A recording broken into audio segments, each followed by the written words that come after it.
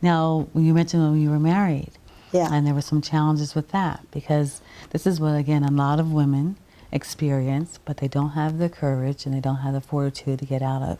You mentioned that there was some abuse. Can you just share that with us? Yeah. You know, my husband, when I married him, I put him through, he was a cab driver, so I put him through engineering school, and he became an engineer, and while he was over, he fell in love with one of the students. Oh, okay. And so, you know, that created some problems for us, because, you know, he didn't tell the lady he was married, and she thought I was living with him. I said, I'm not living with him, I married him. I said, but after tonight, I will be living with him. But that wasn't so easy, because they said I needed to, you know, I couldn't put him out of the house because I was married to him. I said, well, I'm going to take care of that. So then I started this long process of divorce, which took some time, you know. And once I told him I was going to leave him, is when he became physically abusive. And he, you know, he started fighting me. And first time, you know, I didn't do anything. And then the second time I fought back, and I got all black and blue, you know. And I thought, well, this is not going to work. This man is, because he was an ex-boxer and he was stronger than me. I thought, that's not going to work. And then the second time, he told me that he would, you know, he'd cut off his hand before he hit me. And then I looked, and his hands were still on his body, you know, and he had to cut them off. And I thought, you know, he can't control himself. The best way I could control him is to get myself out of his presence. Plus, I kept thinking, you know, I said, if he hit me one more time, I'm going to kill him. So I kept thinking about ways I could tie him up. I thought, you know, if I do something this bad, I'm going to end up going to prison. I thought I'd better just leave him alone, because I had made up my mind if he hit me one more time, I was going to kill him. And I thought, you know, that's premeditated murder. And I thought, you know, they're going to put me in jail for certain. So I had to figure out how to get me and him apart. Separated, because you had went through too much. Yeah, so I went to a friend's house with my son, and we stayed there, and we came back, and I called the police and said, he's following me. And they said, well, go in the house, and if he follows you, call us. And I did call them, and you know, he rented my phone bill, and you know, he stalked me on my job at school. You know, I was going from one class to another. I'd see him walking up there, you know, so they took him to court, and he told the judge that he said, well, you rent up her phone, but he said, I forgot what my phone number was. He said, well, you're going to have 90 days to figure out what your phone is. I put you in jail. So he went to jail for 90 days, and so when he got out, he didn't bother me anymore, but then he tried to sway me in a different way. He became a minister, and he got a cleaning business and got plenty of money, but that didn't encourage me to go back to him, you know. So I just, you know, and then after that, my self-esteem was, because I was trying to figure out, how did this happen, you know.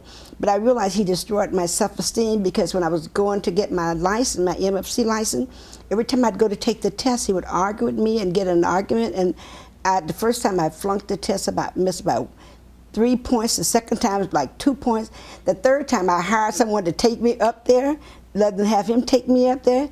And when he came to get me, he knew I had passed the test, but he was mad. But I had passed the test then, so I just realized that I had to not, you know, I just was determined I wasn't going to let him keep me from reaching my goal, you know, of what I wanted to do. So I have just found that if you let people keep, you know, beating you down, you know, it really destroys your self-esteem. So what I did is that I started going to these shelters to build up my self-esteem. Started going to shelters, and the domestic violence shelter, to help the women to build up their self-esteem, but they kept going back to those men. And I thought, you know, I can't see why they kept going back to those men. So what I did, I thought, you know, I formed a nonprofit organization to help. So I thought, well, how can I change this? So I thought, I'm going to work with the children. So I formed a nonprofit to work with children to start building their self-esteem from the bottom up. So because I think once you become an adult, because I know myself, I went back to this man like 3 or 4 times, and it wasn't until that lawyer told me, if you cancel this appointment one more time and go back to that man, I'm firing you as a client. And I thought, oh, I need this woman. I better get rid of this guy. So that was your ultimatum. Yeah, so I had an ultimatum.